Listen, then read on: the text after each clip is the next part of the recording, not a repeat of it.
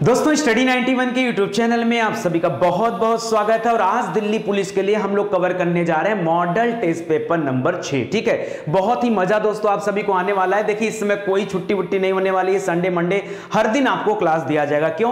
क्योंकि हमारे सामने एग्जाम है और हमें पूरी तरह से तैयार होकर के एग्जाम में बैठना है। ठीक है, और जल्दी से चलते हैं, आगे बढ़ते हैं। सीधे marathon class, back to back class चल रही है, जिसमें टोटल 100 क्वेश्चन जो आपके आएंगे, 3 घंटे लगातार उन 100 क्वेश्चन का सोल्यूशन आपको कराया जाता है। अगर आप लगातार इस तरह की सीरीज देखते रहेंगे तो निश्चित रूप से आपको बहुत ही मजा आने वाला होगा। ठीक है, चलो स्टार्ट करते हैं दोस्तों अपनी एक्सप्रेस बैच को। अगर आपने हमारे ऐप को डाउनलोड नहीं किया तो जल्दी से ऐप को डाउनलोड कर लीजिए, क्योंकि ये जो सब आप देख रहे हो ना, ये आपके लिए फ्री टेस्ट है।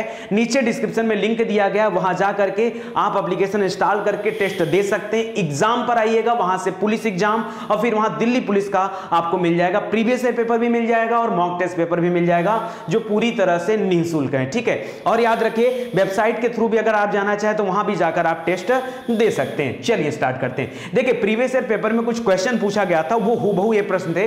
लिख रहा है विश्व का एकमात्र देश है जिसका ध्वज वर्ग या आयताकार नहीं। अपने भारत का ही देख लो, हमारा ध्वज कैसा आयताकार है। ठीक है, 3:2 है, लेकिन कौन सा देश है जिसका ध्वज आयताकार या वर्गाकार नहीं है? ऐसा भी कोई देश है क्या? तो याद रखिए दोस्तों, हमारा पड़ोसी देश ही है जिसका ध्वज कुछ ऐसा है। ठीक है, कुछ ऐसा ध्वज है, तो ये आयताकार में नहीं आता, यहां पर डबल ट्रायंगल आप कह सकते हो। ठीक है, तो याद रखें नेपाल जो देश है इसका ध्वज क्या है? आयताकार या वर्गाकार नहीं है। यहां पर 2 ट्रायंगल जैसा शेप बना हुआ है, ये नेपाल का ध्वज है। नेपाल की राजधानी काठमांडू है और नेपाल ने अभी हाल ही में एक विवाद भी खड़ा हो गया था। उसने अपने मैप में कुछ भारतीय स्थानों को शामिल करके दिखा दिया था जो कि उत्तराखंड के स्थान थे, जैसे लिम्पियाधुरा, काला पानी और क्या हो जाएगा आपका लिपुलेख। ठीक है, तो इसको याद रखिएगा, इंपॉर्टेंट है। आगे बढ़ते हैं दोस्तों। करा नेपाल ने इस झंडे को 1962 में अपनाया था। 1962 में भारत का चीन के साथ लड़ाई हुआ था। ठीक है, इंडो चाइना वार, वो कब हुआ था? 1962 में। और भारत का पाकिस्तान के साथ जो युद्ध हुआ है वो 1965 में हुआ है। ठीक है, आगे देखिए, चीन द्वारा हाल ही में लॉन्च किए गए विश्व के पहले पूरी तरह से विद्युत कार्गो शिप में किस प्रकार की बैटरी का उपयोग किया गया है? देखिए अगर इस समय अगर बैटरी की बात करें तो सबसे बेहतरीन क्वालिटी की जो बैटरी है, चाहे वो आपके मोबाइल फोन में हो, चाहे वो जो है किसी बड़ी कंपनी में लग रहा हो, किसी कार्गो शिप में लग रहा हो, किसी जहाज में लग रहा हो। ठीक है, इस समय बैटरी की जो सबसे अत्याधुनिक क्वालिटी है वो कौन सी है? उस बैटरी को बोलते हैं लिथियम आयरन। ठीक है, क्या बोलते हैं? Lithium ion, lithium ion. ठीक है, और आपको लिथियम के बारे में पता होगा दोस्तों, लिथियम क्या है? ये सबसे हल्की धातु के रूप में जाना जाता है। ठीक है, तो लिथियम आयन याद रखेगा। ये लिथियम को Li से इंडिकेट करते हैं। आप जब मोबाइल परचेज करते होंगे तो वहां पर भी जो बैटरी लगी होती है वो लिथियम आयन की बनी हुई बैटरी रहती है, इसीलिए आजकल आपके मोबाइल में जो बैटरी है वो ज्यादा समय तक चल पाती है। ठीक है, इसके अंदर स्टोरेज कैपेसिटी बहुत अच्छा होता है, तो यहां पर लिथियम आयन आपका राइट आंसर हो जाएगा। ठीक है, तो आगे बढ़ते हैं दोस्तों। करें किस देश का अंतरिक्ष में सबसे अधिक संख्या में मलबा है? सबसे ज्यादा मलबा किसका है? देखिए हमारे भारत देश की अगर हम बात करें तो हमारा जो इसरो है वो काफी बाद में बना है। ठीक है, हमारे इसरो की स्थापना कब हुई दोस्तों?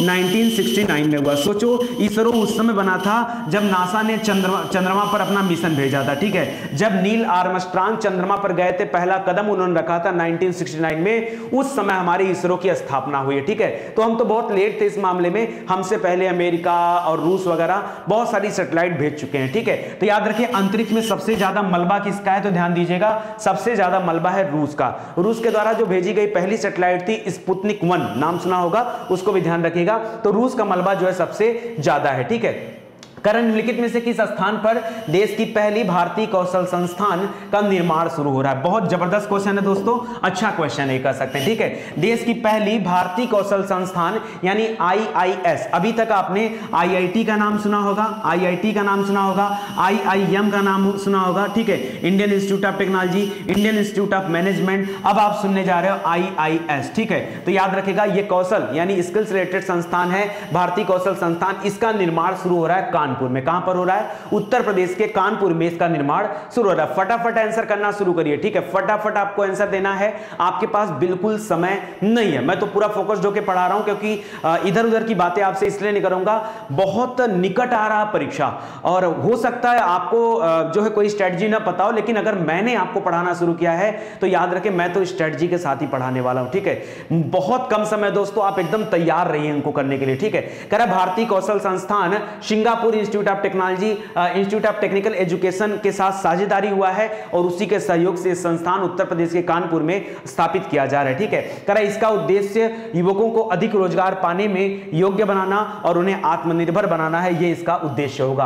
कारगिल के युद्ध में सेना के आवागमन ने किस जानवर के निवास स्थान को सबसे ज्यादा प्रभावित किया? दोस्तों अगर कारगिल की लड़ाई की बात करें तो आपको याद होगा कारगिल का युद्ध कब हुआ था, याद रखें 1999 में हुआ था। ठीक है, और कारगिल का विजय दिवस मनाया जाता है। ठीक है, विजय दिवस हमारे देश में कब मनाया जाता है बताइए? कारगिल विजय हुआ था 26 जुलाई को। ठीक है, तो याद रखें विजय दिवस के रूप में मनाया जाता है। और सबसे ज्यादा जो प्रभावित होने वाला जीव था वो कौन था? हिमालयन ब्राउन भालू। ठीक है, जाहिर सी बात है यार, पहाड़ों पे जाओगे, युद्ध लड़ोगे तो आसपास के जो जीव होंगे वो तो प्रभावित होंगे ना, तो इनका निवास स्थल प्रभावित हुआ था हिमालयन ब्राउन भालू का, उसे याद रखें। देखिए और भी ऑप्शन है, पांडा, हाथी, घोड़ा। ठीक है, हाथी घोड़ा उतने पर पहाड़ों पे थोड़े मिलेगा। ठीक है, तो वहां पर क्या था? हिमालयन ब्राउन भालू, इसको आप ध्यान दीजिएगा। ठीक है, आगे बढ़ते हैं। National mission for sustaining the Himalayan ecosystem में निम्नलिखित में से कौन सा राज्य शामिल है? National mission for sustaining Himalayan ecosystem, इसमें कौन सा राज्य शामिल है? तो जो भी हिमालय जहां जहां से गुजरा है, वो चाहे जम्मू कश्मीर हो, चाहे उत्तराखंड हो, चाहे आपका हिमाचल हो, चाहे आपका सिक्किम हो, चाहे आपका अरुणाचल प्रदेश हो, यहां तक कि मिजोरम वगैरह, पश्चिम बंगाल वगैरह, भाई श्रृंखला तो पूरी लंबी चौड़ी गई है ना, तो ये सभी जो है इसके अंतर्गत आ जाते हैं। तो यहां पर आप याद रखेगा पश्चिम बंगाल भी, मिजोरम भी, अरुणाचल प्रदेश भी है। यहां पर दिए गए सभी विकल्प क्या हो जाएंगे? सही हो जाएंगे। ठीक है, तो ऑप्शन नंबर डी आपका राइट हो जाएगा। यहां ऐसा कुछ खास नहीं है। ठीक है, चलो करा जल इनमें से किसका संचय होता है? अगर इतना आसान आसान प्रश्न पूछे तो क्या आपको लगता है आपको कोई डाउट होने वाला है? कभी कोई डाउट हो ही नहीं सकता यार। जल को हम क्या बोलते हैं? जल को हम बोलते हैं H2O। ठीक है, यहां पर हाइड्रोजन और ऑक्सीजन मिलकर क्या बनाते हैं? जल बनाते हैं। तो यहां पर आपको क्या ध्यान देना? अच्छा, यहां पर अलग अलग दिया गया है तो सभी में आपको H2 मिल जाता है। जैसे यहां पर भी आपको, यहां पर तो डायरेक्ट H2O मिल गया, ये तो इंपॉसिबल है। ठीक है, CO के साथ H2O मिला के क्या करोगे? क्योंकि H2O ही तो जल होता है। ठीक है, यहां पर H अवेलेबल ही नहीं है, कहीं पर H दिखा है? अगर हाइड्रोजन नहीं है तो जल कैसे बनेगा? यानी इसमें भी नहीं बन सकता। हाँ, CO और H2 दे रहा है, यहां पे बन सकता है। क्यों? H2 यहां पर है, वो यहां पर है, तो यहां पर बनाया जा सकता है। इसके अलावा दोस्तों यहां पर भी दे रहा है, देखिए CO2 और H2O, तो ये कार्बन डाइऑक्साइड है। ठीक है, और ये हाइड्रोजन है, तो यहां पर कार्बन डाइऑक्साइड है, तो ये यहां पर देख रहे होंगे कि ऑक्सीजन के 2 अणु हैं और यहां पे जरूरत किसका है? ऑक्सीजन के 1 अणु का। इसलिए आपका राइट आंसर जो होने वाला है वो होने वाला है कार्बन मोनोऑक्साइड और हाइड्रोजन। इसके संलयन से क्या बनता है? जल बनता है। इसको आप ध्यान दीजिएगा। समझ में आ रहा है? बड़ा सिंपल सा है, इसमें ज्यादा कुछ कठिन नहीं है। हाँ, इतना मैं जरूर कहना चाहूंगा कि अगर साइंस की बात करें तो साइंस में केमिस्ट्री वाले से क्वेश्चन कुछ ज्यादा ही पूछे जाते दिल्ली पुलिस में, तो याद रखेगा। अभी जब हम लोग फिजिक्स, केमिस्ट्री, बायो में आपको कंप्लीट कराऊंगा तो ये सारी चीजें आपको डिटेल में पढ़ाया जाएगा। देखिए घबराइए मत, जिन्होंने भी बैच ज्वाइन कर लिया है अब वो हमारे तक पहुंच गए हैं। तैयारी कराना हमारा काम है, बस आप मेहनत से पढ़ो मेरे भाई। ठीक है, हमको वर्दी चाहिए, आपको जो चाहिए हम सब कुछ देने को तैयार है, बशर्ते आप वर्दी देने के लिए तैयार रहो। ठीक है, चलो आगे देखो। करा पेट्रोलियम किसका मिश्रण होता है? पेट्रोलियम को कहा क्या जाता है? पेट्रोलियम को तो ऐसे काला सोना कहा जाता है। ठीक है, क्यों?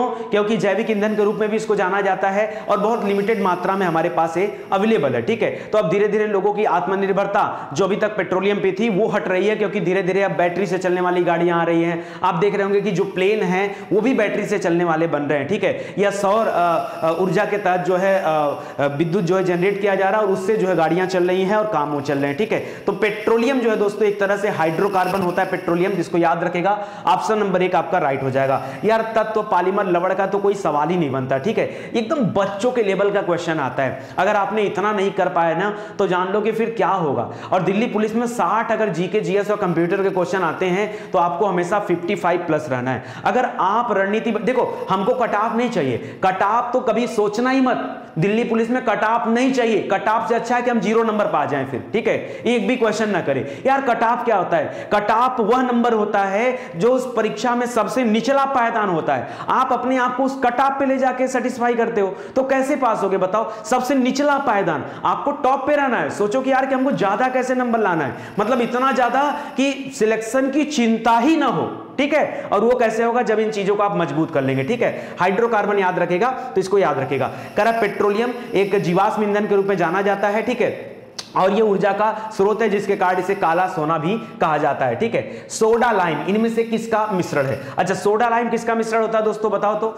सोडा लाइम किसका मिश्रण होता है, जल्दी बताओ। सोडा लाइम कास्टिक सोडा और अच्छा देखो, अब पहली बात तो भी ये भी वाली बड़ी बात हो गई कि सर कास्टिक सोडा क्या है या सोडा लाइम क्या है, तो मैं आपको बता दूं दोस्तों। ठीक है, यहां पर ध्यान दीजिए, पूछ रहा है सोडा लाइम किसका मिश्रण है। यहां पर दे रहा है PHOHCaO और NaOH प्लस CaOH2 और Na2CO3। अच्छा देखिए, ये 2 ऐसे लिखा है ना, ये 2 ऐसे रहता है। ठीक है, वो टाइपिंग करते समय बन नहीं पाता लोगों से, इसलिए ऐसा है, तो ऐसे लिखा रहेगा, इसको ध्यान दीजिएगा। ठीक है, तो यहां पर देखिए सबसे पहले ही आपको दिख जाता है कि सोडा लाइम जो है, यहां पर जो सोडा दे रहा है, ये सोडा कौन सा सोडा है, ये कास्टिक सोडा। और कास्टिक सोडा का जो फार्मूला होता है वो क्या होता है, NaOH होता है। ठीक है, तो यहां पर सबसे पहले NaOH होना चाहिए, क्योंकि फार्मूला में क्या NaOH और कहीं दिया नहीं, ऑप्शन नंबर 2 में ही दिया है, तो 2 वाला ही राइट होने वाला है। तो NaOH और हाइड्रा यहां दूसरा दे रहा जो हाइड्रोक्साइड। ठीक है, ये हाइड्रोक्साइड क्या हो जाएगा आपका CaOH2, कैल्शियम हाइड्रोक्साइड पूरा पढ़ते हैं। ठीक है,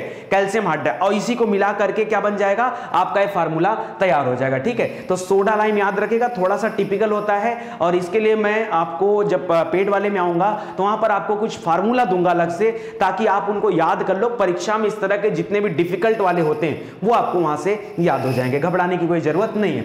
निम्नलिखित मत्स्यों में से किसमें स्विम ब्लैडर अनुपस्थित होता है? स्विम माने तैरना, स्विम माने क्या हो जाता है, तैरना। स्विमिंग माने तैरना होता है ना, तो स्विम ब्लैडर किसमें अनुपस्थित हो? जैसे गाल ब्लैडर होता है ना मछलियों में, गलफड़े जो होते हैं जहां से वो सांस लेती हैं, तो याद रखें उसी तरह से स्विम ब्लैडर होता है, और इनमें स्विम ब्लैडर जो है अनुपस्थित होता है। तो याद रखेगा वो स्विम ब्लैडर स्विमिंग करने में, जो मछलियों के बाहरी हिस्से में स्विम ब्लैडर बना होता है, ठीक है, वो उनको तैरने में मदद करते हैं, तो वो यहां पर अनुपस्थित होता है। किन मछलियों में अनुपस्थित होता है? करेक्ट, कैटल फिश में, बोनी फिश में, सिल्वर फिश में, या फिर कार्टोलेक्सीजेनिस फिश में। तो आपको बताना है, ये थोड़ा सा डिफिकल्ट प्रश्न था। ठीक है, इस तरह के भी प्रश्न आते हैं, तो इसीलिए जब हम लोग मॉडल टेस्ट पेपर करेंगे तो वहां पर मैं आपको इसी तरह के प्रश्न कराने वाला हूं। ठीक है, तो याद रखिएगा दोस्तों, अगर हम स्विम ब्लैडर की बात करें तो याद रखिए ये कार्टिलेजिनस फिश में ये क्या होता है, अनुपस्थित होता है। बाकी अगर हम बात करते हैं कैटल फिश की, जेली फिश की, ठीक है, सिल्वर फिश की, तो ये जो मछलियां होती हैं ये देखने में मछलियां नहीं लगती। जैसे इसको देखिए, ये आपका कैटल फिश है, क्या है आपका,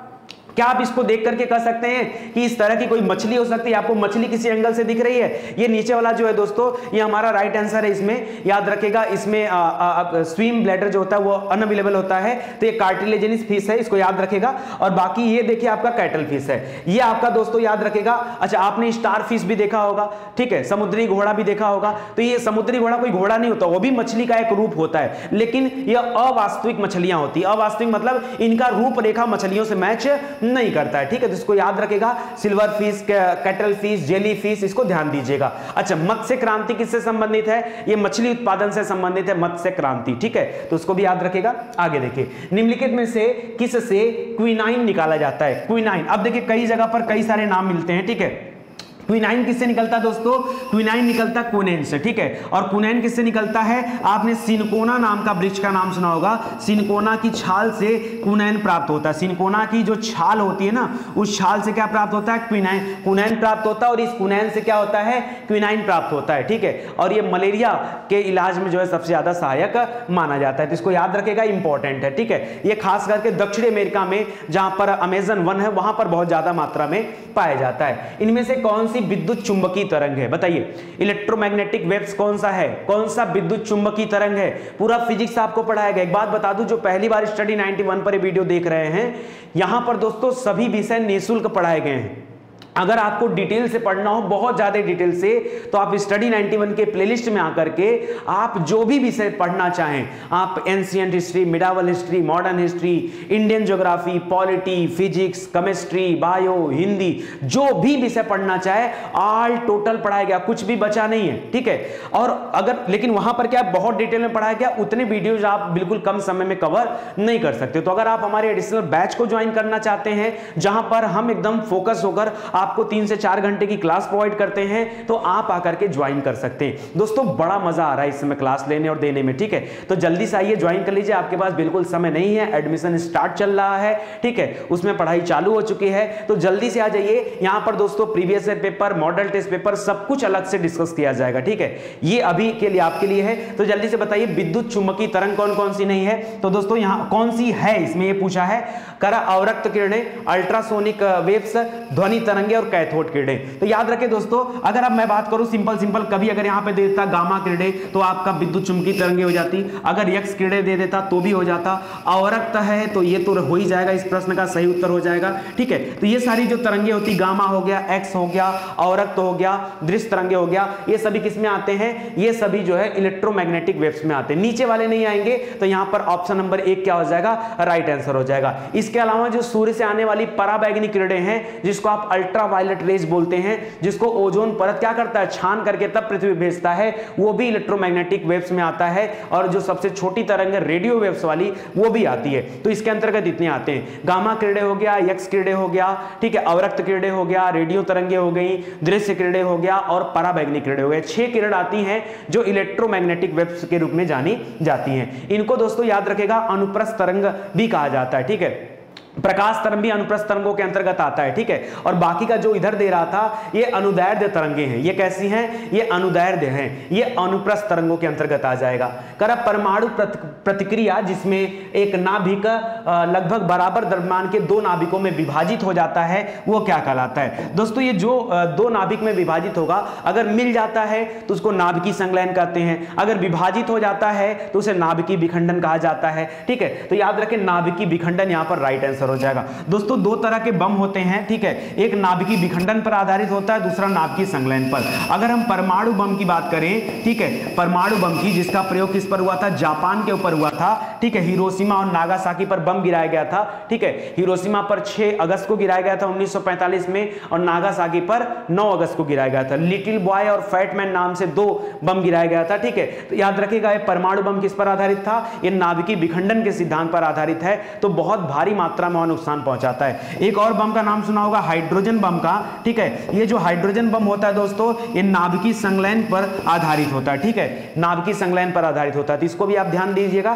फिलहाल इस प्रश्न के लिए, क्योंकि बोल रहा है विभाजित होना, तो विभाजित होने का कार्य नाभिकीय विखंडन में होगा, ये आपका राइट आंसर हो जाएगा, ठीक है। विमानों की ऊंचाई नापने के लिए कौन से यंत्र का इस्तेमाल किया जाता है, किसी विमान की अगर ऊंचाई मापनी आपको तो किसका इस्तेमाल किया जाता है, ठीक है। अब देखिए यहां पर दे रहा है दोस्तों एक्टिनोमीटर, सीलोमीटर, ठीक है, और एक्सेलेरोमीटर और आपका अल्टीमीटर, इतना एग्जांपल दिया है तो आपको बताना है। देखिए यहां पर अगर मैं एक्टिनोमीटर की बात करूं, ठीक है, तो एक्टिनोमीटर क्या करता है दोस्तों, जल्दी से बता दीजिए, सूर्य के प्रकाश की जो तीव्रता है उसको मापता है, किसको, प्रकाश की तीव्रता को मापता है, ठीक है। तो इसको याद रखेगा, ये एक्टिनोमीटर होता है। सीलोमीटर की बात कर दें तो दोस्तों आप देखते होंगे अक्सर अंतरराष्ट्रीय हवाई अड्डे जहां होते हैं वहां निगरानी करने के लिए लगा होता है, तो स्पेशली ये सीलोमीटर होता है, निगरानी करने के काम आता है एयरपोर्ट वगैरह पे, ठीक है, निगरानी में आता है। तीसरा दे रहा दोस्तों एक्सेलेरोमीटर, आपने गाड़ी में एक्सीलेटर का नाम सुना होगा, उसी एक्सीलेटर शब्द से मिला एक्सेलेरोमीटर, ठीक है। तो याद रखिए गाड़ी की गति को मापता है, जब हम कार वगैरह चलाते हैं उसकी गति को मापता है। अल्टीमीटर क्या होता है दोस्तों, ये अल्टीमेट हाइट्स को मापता है, मतलब बहुत ऊंचाई पे आप हैं, जैसे कोई जहाज है वहां से आप जमीन की ऊंचाई देखना चाहते हैं, तो याद रखिए वो किससे मापा जाता है, अल्टीमीटर से, तभी पता चलता है कि हाँ ये विमान इतनी ऊंचाई पर उड़ रहा है, तो अल्टीमीटर एक यंत्र होता है, उससे मापा जाता है। तो इस प्रश्न के लिए जो सही उत्तर हो जाएगा वो क्या हो जाएगा, ऑप्शन नंबर 4 आपका राइट आंसर हो जाएगा। देखिए जब कभी हम मॉक टेस्ट सीरीज करते हैं ना, अगर बाकी के ऑप्शन को डिस्क्राइब ना किया जाए तो ऐसे में टेस्ट सीरीज का कोई मजा नहीं है, क्योंकि आपके मन में तो कंफ्यूजन बना रहेगा ना कि सर आपने तो बता दिया कि अल्टीमीटर ये है, बाकी के 3 क्या है ये कैसे पता चलेगा, ठीक है। तो मैक्सिमम कोशिश करना चाहिए बताने का, बाकी वही सारी बातें यहां पर दे रहा है, ठीक है।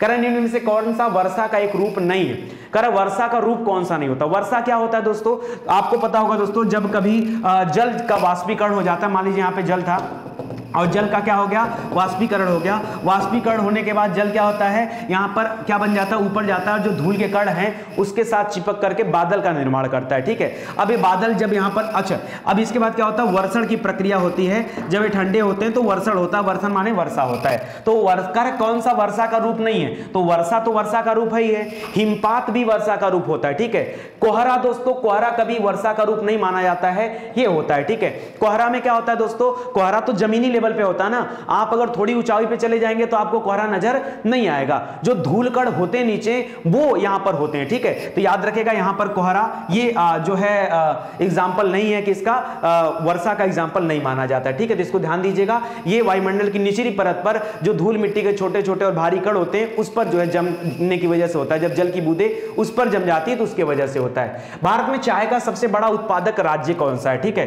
तो चाय का सबसे ज्यादा उत्पादन कौन सा करता है भारत में, तो याद रखिए असम करता है। ठीक है, असम ये चाय का सबसे ज्यादा उत्पादन करता है। इसके अलावा सिक्किम नहीं होता दोस्तों, सिक्किम होता है। सिक्किम की राजधानी गंगटोक है, यहां पर कम है। असम में जान लीजिए सबसे अच्छा है। लेकिन चाय के लिए बहुत फेमस होता है पश्चिम बंगाल भी। पश्चिम बंगाल में दार्जिलिंग है, और दार्जिलिंग टी का नाम आप सभी ने सुना होगा। बहुत बेहतरीन क्वालिटी की चाय यहां मिलती है। लेकिन अगर हम सबसे बड़े उत्पादक के रूप में जाने तो यहां पर असम हमारा राइट आंसर हो जाएगा। ठीक है, असम हमारा सही उत्तर हो जाएगा। कौन सी पर्वत श्रृंखला दक्कन के पठार को भारत गंगा के मैदान से अलग करती है? ठीक है, अच्छा आपको पता होगा दोस्तों, दक्कन का पठार की बात करते हैं तो दक्कन का पठार दक्षिण में है, ऊपर जो है गंगा का मैदान है। तो इन दोनों को अलग कौन करता है? बीच में दोस्तों एक पर्वत श्रृंखला है जिसका नाम है विंध्य पर्वत श्रृंखला। क्या नाम है? विंध्य पर्वत श्रृंखला। यही पर्वत श्रृंखला है जो उत्तर भारत और दक्षिण भारत को दो अलग अलग हिस्सों में बांट देती है। इसी विंध्य के पास से नर्मदा नदी गुजरती है, याद रखेगा नर्मदा। ठीक है, नर्मदा नदी गुजरती है जो भारत में पूरब की तरफ से पश्चिम की तरफ बहने वाली नदी है। ठीक है, और भारत के लगभग बीचों बीच से होकर गुजरती है। नर्मदा और ताप्ती दो नदियां हैं जो अरब सागर में जाकर मिलती है। तो यहां पर आपका क्या हो जाएगा? विंध्य। सह्याद्री मत करिएगा क्योंकि सह्याद्री पर्वत श्रृंखला तो असंभव है, हिमालय हो नहीं सकता, उत्तर में है, सह्याद्री दक्षिण में है। अरावली भी नहीं हो सकता क्योंकि अरावली राजस्थान साइड में। ठीक है, ये सबसे पूरे विश्व की सबसे पुरानी पर्वत श्रृंखलाओं में से एक माना जाता है अरावली पर्वत श्रृंखला को। ठीक है, इसको याद रखेगा।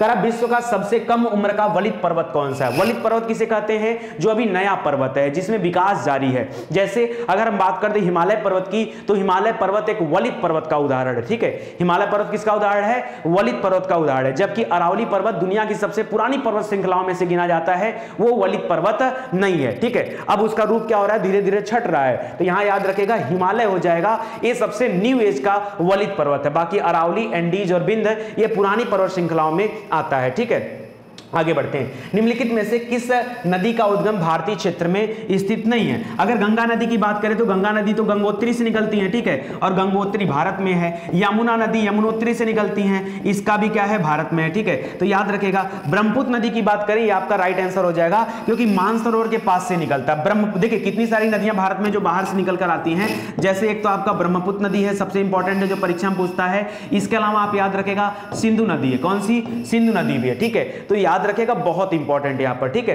तो सिंधु नदी भी बाहर से आती है और ब्रह्मपुत्र भी बाहर से आती है, तो इसको आप याद रखेगा। ब्रह्मपुत्र यहां पर राइट आंसर हो जाएगा। हां, ब्रह्मपुत्र जो है ये मानसरोवर के पास से तिब्बत होते हुए फिर मूव करते हुए अरुणाचल प्रदेश के पास से भारत में एंटर करती है, जहां पर दिहांग बिहांग ये सारी नदियां इसमें आकर जुड़ जाती है। दिहांग बिहांग लोहित। लोहित को दोस्तों खूनी नदी कहा जाता है। क्यों? क्योंकि उसका पानी लाल रंग का है। ठीक है, तो याद रखेगा सुनसरी, नेवा ये सभी इसकी सहायक नदियां हैं। चिल्का झील निम्नलिखित में से किस राज्य में स्थित है? अब ये एकदम आसान क्वेश्चन है दोस्तों। चिल्का झील जो दोस्तों कहां पर है? याद रखिए ये उड़ीसा में स्थित है। कहां पर है? चिल्का झील उड़ीसा में स्थित है। ठीक है, मोस्ट इंपॉर्टेंट है, इसको याद रखेगा। चिल्का झील खारे पानी का झील है चिल्का झील, इसको ध्यान दीजिएगा। ठीक है, आगे बढ़ते हैं दोस्तों। यहां पर नौसेना का एक प्रशिक्षण केंद्र भी स्थित है, उसको भी ध्यान दीजिएगा। निम्नलिखित में से कौन सा राज्य नौकलेवर त्योहार से संबंधित है? नौकलेवर जो त्योहार है दोस्तों, ये त्योहार भी उड़ीसा से ही संबंधित है। नौकलेवर बहुत इंपॉर्टेंट, इसको याद रखेगा। नौकलेवर त्योहार ये उड़ीसा। इस तरह का बहुत सारा त्योहार उड़ीसा में मनाया जाता है। जैसे आपने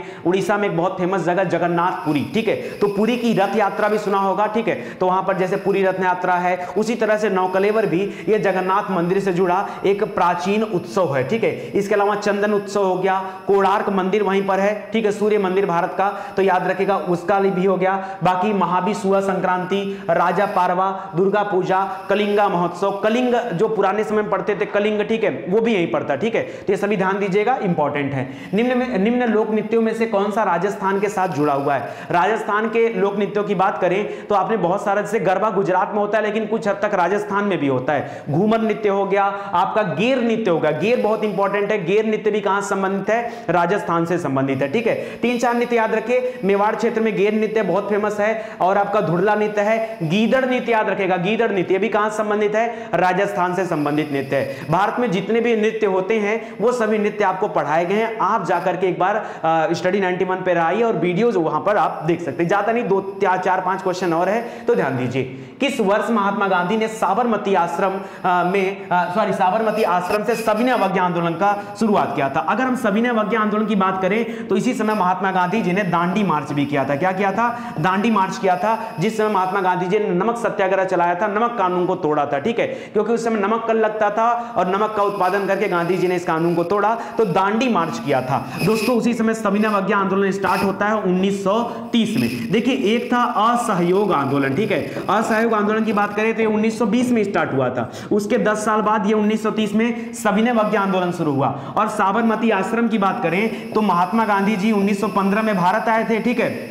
9 जनवरी 1915 को भारत आए हैं, इसीलिए 9 जनवरी को क्या मनाया जाता है? प्रवासी दिवस के रूप में मनाया जाता है। और 1916 में उन्होंने साबरमती आश्रम की स्थापना किया था। तो यहां पर याद रखेगा, सविनय अवज्ञा आंदोलन पूछा है तो आपका राइट आंसर क्या हो जाएगा? 1930 आपका सही उत्तर हो जाएगा, ठीक है। बाकी 1925 में काकोरी कांड हुआ था जो राम प्रसाद बिस्मिल जी ने किया था। 1928 में साइमन कमीशन का बहिष्कार किया गया था और लाला लाजपत राय जी की मृत्यु हुई थी। 30 में आपका सविनय अवज्ञा आंदोलन हुआ था और 1942 में आपका भारत छोड़ो आंदोलन हुआ था, ठीक है। और इसी समय जो है ध्यान दीजिएगा, ऑपरेशन जीरो आवर भी चलाया गया था। आगे बढ़ते हैं। निम्नलिखित में से किसने गदर पार्टी की स्थापना किया? गदर पार्टी की स्थापना दोस्तों 1913 में हुआ है और अमेरिका में हुआ था, ठीक है। सैन फ्रांसिस्को वहां जगह है, वहां पर हुआ था। और किसने किया था? लाला हरदयाल ने किया था। बहुत आसान क्वेश्चन है, मैं तो आपको जितना कवरिंग दे रहा हूं ना जीएस में, जान लीजिए इस बार आपका सिलेक्शन होने से कोई रोक नहीं सकता है। जल्दी से वीडियो को शेयर करना शुरू कर दीजिए, आपको हमेशा याद दिलाना पड़ता है। हम तो अपना फर्ज निभाते हैं, इधर उधर की कोई बात नहीं करते हैं। अगर हम एकदम टॉपिक टू टॉपिक बात करते हैं तो आपका भी यहां कुछ फर्ज बनता है दोस्तों, ठीक है। वीडियो को शेयर करते चलिए ताकि ज्यादा से ज्यादा लोग जुड़े चैनल से और देख पाएं, ठीक है। तो लाला हरदयाल याद रखेगा, इन्होंने 1913 में सैन फ्रांसिस्को में गदर पार्टी की स्थापना किया था। यूनानियों को निम्नलिखित में से किस भारतीय राजा ने बाहर निकाल दिया था? ठीक है, यूनानी। अगर दोस्तों आपको याद आ रहा हो तो एक यूनानी सेनापति था, ठीक है, बाद में पहले सेनापति था, बाद में जो है ये राजा बनकर आया। किसके साथ आया था दोस्तों? शुरुआत में ये सिकंदर के साथ भारत आया था। सिकंदर के 2 सेनापति थे, एक का नाम था सेल्यूकस। क्या नाम था? सेल्यूकस, ठीक है, जो थल सेना का सेनापति था। एक का नाम था निर्याकस, ठीक है, एक का नाम क्या था? निर्याकस। निर्याकस जल सेना का सेनापति था, ठीक है। तो सेल्यूकस जो है सिकंदर के साथ आया था भारत, लेकिन बाद में लौट गया। सिकंदर की मृत्यु के बाद उसकी इच्छाओं को पूरा करने के लिए ये दोबारा भारत पर हमला करता है 305 ईसा पूर्व में, ठीक है। और इस समय जब हमला करता है उस समय भारत का राजा कौन था? चंद्रगुप्त मौर्य था। चंद्रगुप्त मौर्य ने बहुत बुरी हार हराया किसको? सेल्यूकस को। इसीलिए सेल्यूकस हार मानकर उसे 3-4 नगर गिफ्ट में दिया। अपनी पुत्री का विवाह कर दिया किसके साथ? चंद्रगुप्त मौर्य के साथ। पुत्री का नाम हेलेना था और अपना एक दरबारी इतिहासकार जिसका नाम क्या है? मेगस्थनीज। आगे चल के उसी ने इंडिका पुस्तक की रचना किया है, तो उसको भी छोड़ गया किसके राज दरबार में? चंद्रगुप्त मौर्य के राज दरबार में। तो यहां चंद्रगुप्त मौर्य आपका सही हो जाएगा। और चंद्रगुप्त मौर्य ने यूनानियों को खदेड़ करके भारत से बाहर निकाल दिया। तो समझने वाली बात है, परीक्षा में कैसे भी डिफिकल्ट क्वेश्चन बन सकते हैं, ठीक है। सुल्ताना रजिया बेगम के पिता कौन है? दोस्तों रजिया बेगम का नाम सुना होगा, दिल्ली सल्तनत पर राज्य करने वाली एकमात्र महिला कौन थी? रजिया सुल्तान थी। अगर आपको मैं गुलाम वंश की बात कर लूं, ठीक है, गुलाम वंश की स्थापना किया था कुतुबुद्दीन ऐबक ने 1206 से लेकर 1210 तक। कुतुबुद्दीन ऐबक गद्दी पर बैठा रहा, ठीक है, और ऐबक के बाद इल्तुतमिश गद्दी पर बैठ गया, ठीक है। इल्तुतमिश नाम याद रखेगा, इल्तुतमिश। इल्तुतमिश जो है 1210 से लेकर 1226 तक गद्दी पर बैठा रहा, ठीक है, ठीक है, 1226 तक, या सॉरी 1226 1226, एक मिनट, हाँ ठीक है, 1226 तक गद्दी पर बैठा रहा और उसके बाद उसकी पुत्री जो है वो गद्दी पर बैठी है, तो याद रखेगा, ठीक है, 36 तक रहा, 36 से 40 तक आ जाएगा, ठीक है, तो इसको याद रखेगा 1210 से 1236 तक, और 36 से 40 में रजिया सुल्तान आ गई गद्दी पे, तो एकमात्र महिला शासिका थी, ठीक है, इसको याद रखेगा। इसके पिता का नाम क्या था? इल्तुतमिश इसके पिता का नाम था, ठीक है। बाद में दोस्तों 1240 में इसकी हत्या कर दिया गया, तो उसको भी आप ध्यान दीजिएगा। भारतीय संविधान की समवर्ती सूची की अवधारणा किस देश से लिया गया है? दोस्तों मैंने आपसे बताया था स से सूची, और सूची का बात किसमें किया गया है? तो आर्टिकल जो था, आर्टिकल की बात तो यहां पे मत करिएगा, इसको पहले याद रखें किस अनुसूची में किया गया था। परीक्षा में ये वाला प्रश्न बहुत ज्यादा पूछता है, तो कभी अगर अनुसूची पूछे, क्या पूछे? अनुसूची पूछे तो क्या बताएंगे? 7वीं अनुसूची में, स से सूची, स से 7, और सूचियों की संख्या कितनी होती है? 3 होती है। एक संघ सूची होती है, एक राज्य सूची होती है, एक समवर्ती होती है, ठीक है। यहां पे जो आपसे पूछ रहा है ये समवर्ती सूची पूछ रहा है। समवर्ती सूची का कांसेप्ट कहां से लिया गया? तो ऑस्ट्रेलिया के संविधान से लिया गया है, तो यहां पर ऑस्ट्रेलिया आपका राइट आंसर हो जाएगा। अगर पूछे अमेरिका से क्या लिया गया, तो याद रखिए जो उपराष्ट्रपति की व्यवस्था है, ठीक है, ये आपके अमेरिका से लिया गया है, ठीक है, या फिर जो न्यायपालिका की व्यवस्था ये लिया गया है, या सबसे बड़ी बात कर दें तो जो हमारे मूल अधिकार हैं, क्या है? मूल अधिकार, वो कहां से लिए गए हैं? तो याद रखिए वो अमेरिका से लिए गए। मूल कर्तव्य कहां से लिए गए हैं? तो सोवियत संघ रूस से लिया गया है। कनाडा से क्या लिया गया दोस्तों? तो शक्ति पृथक्करण का सिद्धांत लिया गया है, और रूस से मूल कर्तव्य लिए गए हैं। पंचवर्षीय योजना भी कहां से ली गई है? रूस से लिया गया, तो इसको आप ध्यान दीजिएगा, ठीक है। आगे बढ़ते हैं। भारतीय संविधान में कौन सा संशोधन अधिनियम पंचायती राज प्रणाली को संवैधानिक दर्जा देता है? दोस्तों आपको पता होगा 1993 में एक संशोधन हुआ था, 73वां संविधान संशोधन, ठीक है, 73 याद रखेगा, लास्ट में 3 और यहां भी लास्ट में 3 करिएगा, 93, ठीक है। तो 73वां संविधान संशोधन 1993 में हुआ था। उसी के तहत पंचायती राज प्रणाली को या पंचायती राज व्यवस्था को संवैधानिक दर्जा दिया गया था। इसके पहले चर्चा तो थी, लेकिन उसको संवैधानिक दर्जा नहीं मिला था, ठीक है। और इसी में देखिए भाग 9 के अंतर्गत न से नियम बनाए गए, ठीक है, और याद रखिए 243 में क से लेकर ड तक का कुल 16 अनुच्छेद और अनुसूची 11 का प्रावधान भी किया गया। सर्वप्रथम किस वर्ष किसी भारतीय राज्य की भाषाई आधार पर मान्यता दी गई? तो उस भाषा के आधार पर जो पहला राज्य का निर्माण हुआ कौन सा है? आंध्र प्रदेश है। आंध्र प्रदेश का निर्माण 1953 में हुआ है, तो याद रखेगा यहां पर भाषाई आधार पर जो मान्यता दिया गया वो किसको दिया गया? आंध्र प्रदेश को दिया गया।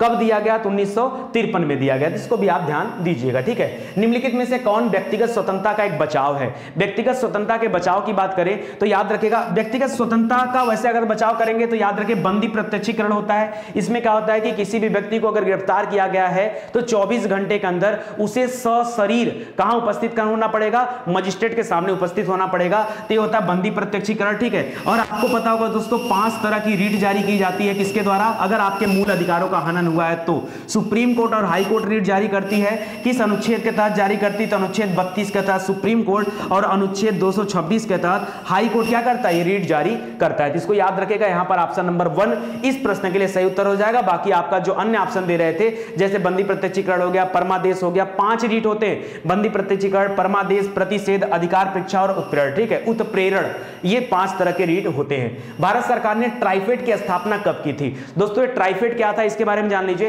ये जितने भी आदिवासी होते हैं बहुत सारे प्रोडक्ट बनाते रहते हैं, ठीक है, जैसे टोकरी वगैरह हो गया, बांस का कोई खिलौना हो गया, कोई सामान हो गया, तो उनको मार्केट में एक उचित दाम दिलाने के लिए इस ट्राइफेड की स्थापना किया गया। कब? 1987 में। कब किया गया? 1987 में इस ट्राइफेड की स्थापना किया गया। जो भी अनुसूचित जनजातियों के लोग हैं उनके द्वारा जो प्रोडक्ट बनाए जाते हैं उनको बाजार में एक उचित मूल्य दिलाया जाए, इसके लिए इस संस्था की स्थापना हुई थी ट्राइफेड की 1987 में। इसको याद रखेगा।